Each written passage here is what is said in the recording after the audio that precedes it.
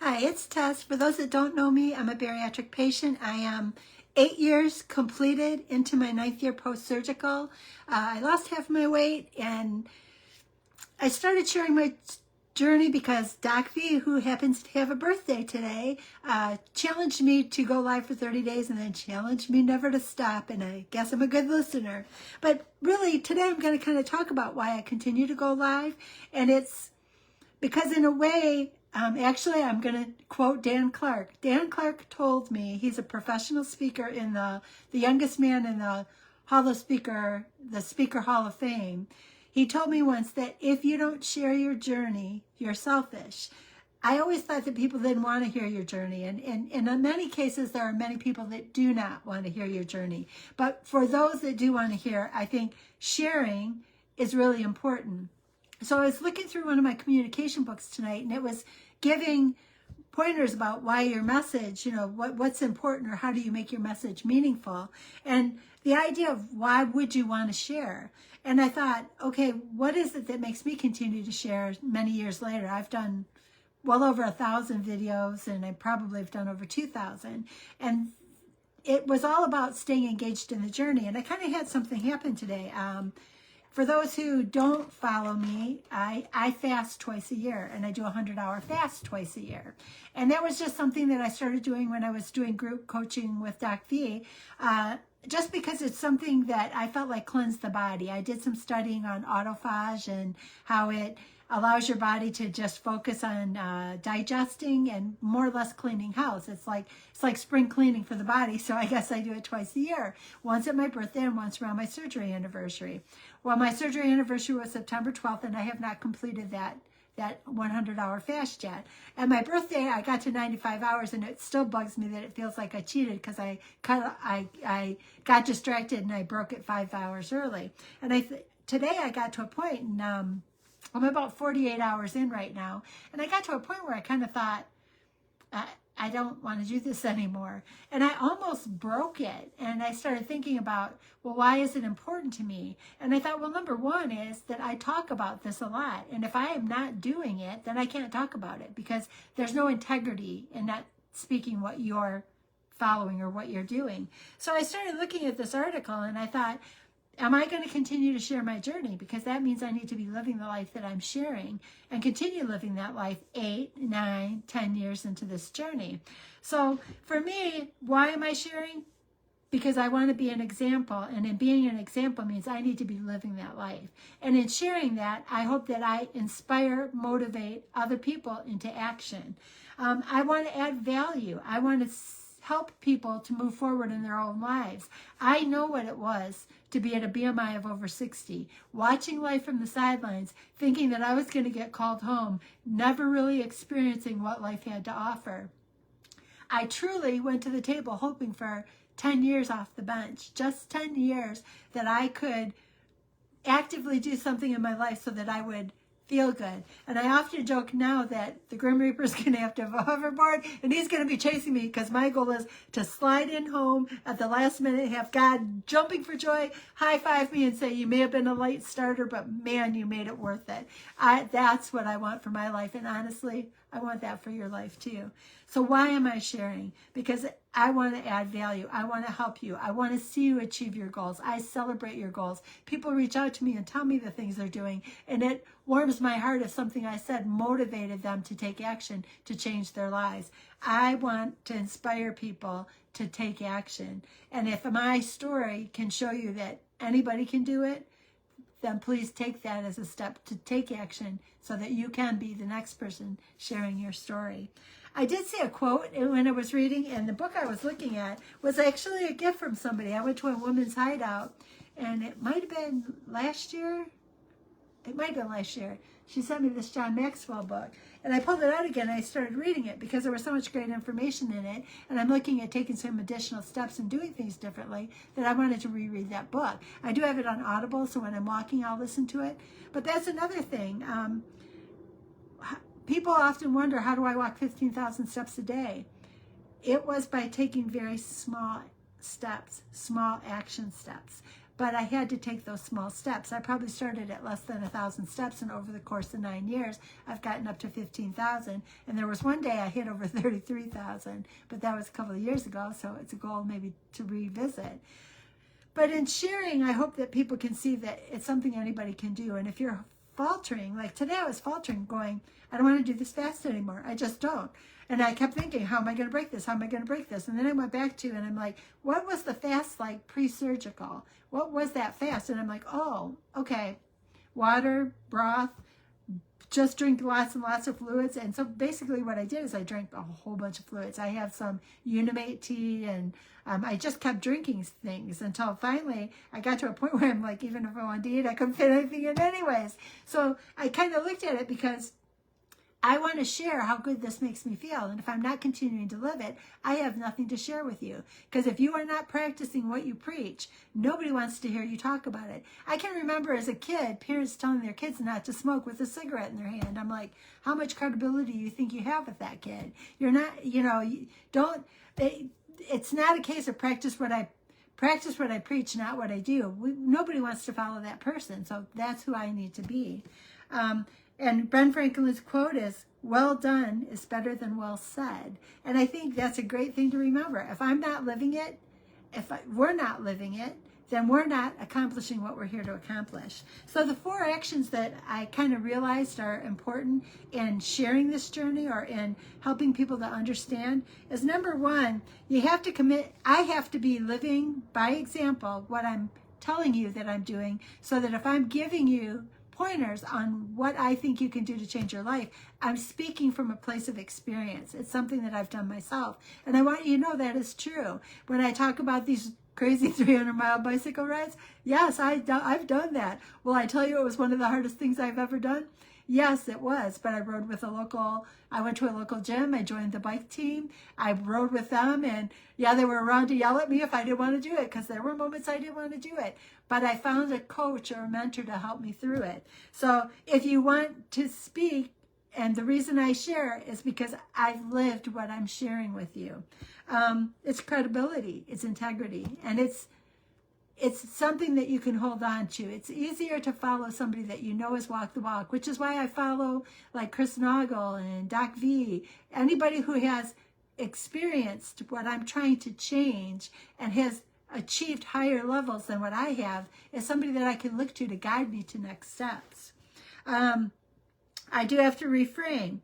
I don't want to one day regret. I truly believe, and I've said this before, had I not lost half my weight before we went into lockdown, I would not have survived lockdown. And I would not have survived lockdown simply because I was not healthy. And when I was not healthy, every year at the end of busy season in March, I would end up with a 90% blockage in my lungs because I was so stressed out trying to get these financials done, so overwhelmed that I didn't take care of myself. And I figured just for this period of time, I'll eat whatever's handy and makes me feel good and gives me a boost of energy. And we all know sugar does that. And I would always end up really sick, and it would take me a month to recover after every single busy season. We went into lockdown in March. And if I had been in that case, and COVID was in the office that I would lock down from, and again, whether you believe that or not, it's the fact that sickness would have taken me out. I don't care what the label is, sickness would have taken me out. So I am grateful that I took the steps to improve my life, because several family members were inverted for a couple of weeks trying to recover from that. So I know that if I was not healthy, I would not have recovered from, whether you call it the flu or whatever you want to call it, I would not have survived it. So getting my health under control was critical for a lot of reasons. I know that I don't want to look back and have lost opportunities. There's always going to be cases, like they did a study and they were talking about it in this book, that they asked people, when you look back, when you think about your life, do you regret the actions that you took that didn't get you where you wanted to be? Or is there more regret for the steps that you never took? And 75% of the people all said it was for the things that they didn't take. So for me, that even reminded me today when I was like 48 hours into this fast and I don't want to do it anymore. I'm like, You know what? You made this commitment. You have spoken about this commitment many, many times. This is only twice a year. This is your recommitment to your journey. This is your recommitment to the changes in your life. This is your tool that you use to tell you that there's nothing you can't do if you don't put your head into it. Because for me, it is, and I think for most of us, it's a mindset game. You've got to change what you're thinking. You got to change what you're saying to yourself. And you got to be careful, and I'm going to give an example of this. You got to be careful about being wishy-washy. You know, like today I was kind of like, well, I'll try this again after I get back from a trip next week. And I'm like, no, I want to go to that trip knowing that I met a goal that I put to myself. And it says, I'll try, and it's wishy-washy. Probably what tripped me right over the edge to go grab a whole bunch of water bottles and just down it today is that I remembered something that happened at the very first experience that I ever attended. And it was the wishy-washy thing. And I don't even know if Chris Noggle knows this or not. I'll have to tell him one day. But we were at the very end of this 3-day experience. And when we were at the end of it, everybody was giving people pointers. And for those that don't know, when I went to that very first experience, I had no knowledge of any of the stuff that they're teaching now. And I'm actually on the team now learning everything that they teach because I believe so strongly in what they're doing. But it scared me. I can remember there was a bunch of tables in the driveway, and we were sitting outside with a meal, and they had a barbecue, like a drive-in barbecue grill. So you'd walk up to the barbecue and you'd walk back to the tables to sit down and talk with everybody. Well, I remember I had my plate in my hands, and I looked down at the end of the driveway to this table full of entrepreneurs, full of real estate people, full of IBC people, that's that infinite banking concept, full of all these people. And I remember holding that plate and saying, I love what these people are doing. I just don't know how I fit in. What could I possibly add? Who would have ever thought all these years later I would still be and actually be a part of it? But what happened is I kept thinking all these things, and I let that doubt seep in. And I kept thinking, I'm never going to be able to do this. I don't know how to do what all these people are doing. This isn't a life I've ever known or anybody in my circle has ever done. And I can remember like kind of coming into a hiding spot, like I don't belong here. I don't belong here.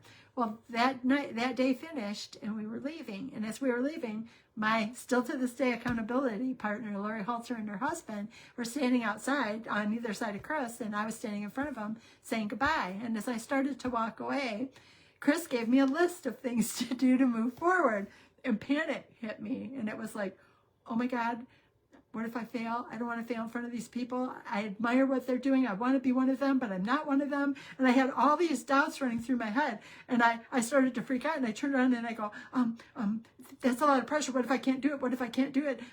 I'll try, which is exactly what they're saying. Don't be wishy-washy. And he stopped and he threw up his hands and he said, you don't have to do anything. I just thought that you wanted help in changing. I thought you wanted to move forward. You don't have to do anything. And I remember turning around and nearly wanting to break down in tears in that driveway going, oh my God, what did I just do? I just closed the door because I was afraid to step through it. Oh my God, what did I just do? And I can remember walking down the driveway thinking, how can I change this? How can I possibly change this? I don't want to leave this 3-day amazing event with people that I want to be just like, with them thinking that I'm not willing to even try. And I kept thinking, oh my God, how do I change this? Well, God in his infinite wisdom was a step ahead of me because he already knew I was going to mess that up. And I got back to my hotel room, and as I was standing there packing, I was literally packing my suitcase, folding everything up. They had given us a t-shirt from one of the speakers, was investor schooling. And I was literally at this moment folding this investor schooling shirt, and I got a phone call, and it was Shauna from the experience. And she said, hey, Tess, we have a t-shirt here, and it's from Investor Schooling, and we think it's yours. We know you're driving. Can you swing in the morning and pick it up? We'll be here in the office at 9 a.m. And I'm like, thank you, God. And I went in and I picked up that second shirt, and I changed the ending of that event. And I said, I want you to know how much it means to me that you gave me those pointers. I'm going to do everything I can to move forward. And I changed that ending because it destroyed me when I walked away. And I realized that for too often in my life, I was afraid to jump. So I always just turned around and waited to see if somebody would drag me along. And it was that moment when he threw up his hands and said, I'm not trying to push you. I just thought you wanted to change. And I thought, oh my God. And that was life-changing. I don't think I've ever told him that. So maybe one of these days maybe I'll tell him when we're on that trip next week. But, wishy-washy won't get you anywhere. It's not always easy. You're going to have to keep pushing through. You're going to have to change the words that you're used to using. You're going to have to do things that you didn't do. Baby steps, but keep pushing forward. Had I not made different steps when I went to that first experience and I looked at all those people and said, I don't belong, I never would be where I'm at right now. I'd still be punching a clock in the W-2 world, unhappy and not inspiring, motivating, and helping people to find a different way to lead their life. I know that what I've learned could change the lives of many, many people, and that's what I want to see. So the next things they talk about is make it irresistible. And I'll tell you, living a life of your dreams the way you want to live it is irresistible. Being able to control things, being able to take control of your financial life, being able to take control of your health, being able to feel good, to be able to do things that you haven't done before. That's life-changing, and that's why I kept with it. But I'll never forget, it was tough, that very first experience, and I just saw Tommy Thompson on it. I don't know if he even knows this, but that first experience when I saw what everybody was doing, and I didn't feel like I belonged because I'd never been a part of that world. And when Chris tried to help me, and I went into that wishy-washy, well, I don't know, I don't think I can, and he threw up his arms and said, no pressure, I just thought you wanted to change. That changed everything, because as I turned around, I wanted to crawl crying out of that event, because I realized that too often in my life, I took the wishy-washy, well, I don't know, I think I'll try. I'm not sure I can do it. And that, my friends, unfortunately, is an excuse not to do something. So the last thing they talked about is build a bridge. And that bridge is built with small, tiny steps. I didn't get where I'm at right now because everything came together all at once. It's really been in the works for 5 years. I just had to pay a payment on my first IBC insurance policy that's entering its 5th year. They started in 2020. That one started in 2020, so it enters year 5 now. So it's been baby steps. I was scared to death that what they taught was not going to work, and because I was an insurance professional in the accounting department, I had to trust but verify, and I went through the first policy scared to death it wouldn't work. So I had to take those baby steps, and then once I went through that first one and it worked, then I was able to trust that what they were teaching was worth at least me investigating. And then once I investigated it, I knew it, I liked it, and I understood it, I moved forward with it. And then once I got that piece together, I looked at the next thing I wanted to work on. Then I would study it, learn it, know it, like it, understand it, and implement it.